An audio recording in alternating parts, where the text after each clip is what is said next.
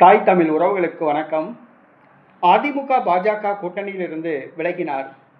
அதிமுக பாஜக கூட்டணியிலிருந்து சற்று முன் விலகினார் என்ற தலைப்பில் இந்த காணொளியை நாம் காண்கிறோம். அதிமுக பாஜக கூட்டணி 2026ஆம் ஆண்டு நடைபெற்ற தமிழக சட்டசபை தேர்தலில் உருவாக்கப்பட்டது.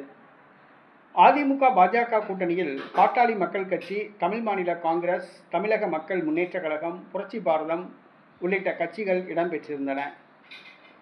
அதிமுக பாஜக கூட்டணியில் இடம்பெற்றிருந்த கட்சிகளில் ஒரு முக்கியமான கட்சி தமிழக மக்கள் முன்னேற்றக் கழகம்.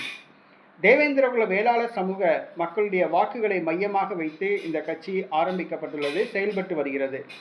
நடைபெற்று முடிந்த சட்டசபை தேர்தலில் தமிழக மக்கள் முன்னேற்றக் கழகத்துக்கு ஒரே ஒரு தொகுதி ஒதுக்கப்பட்டது. ராஜபாளையம் தொகுதியில் தமிழக மக்கள் முன்னேற்றக் கழக தலைவர் ஜான் பாண்டியன் அவருடைய மனைவி பிரிசிலா பாண்டியன் அவர்கள் போட்டியிட்டார்.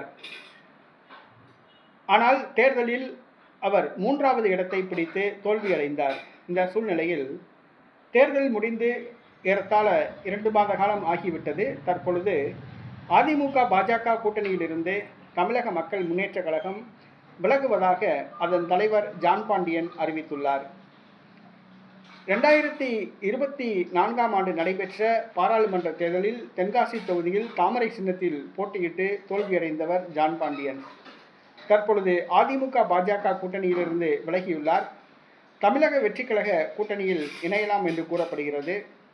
அல்லது திமுக கூட்டணியில் இணைகிறாரா என்பது தெரியவில்லை. தற்பொழுது அதிமுக பாஜக கூட்டணியிலிருந்து ஜான் பாண்டியன் விலகியுள்ளார்.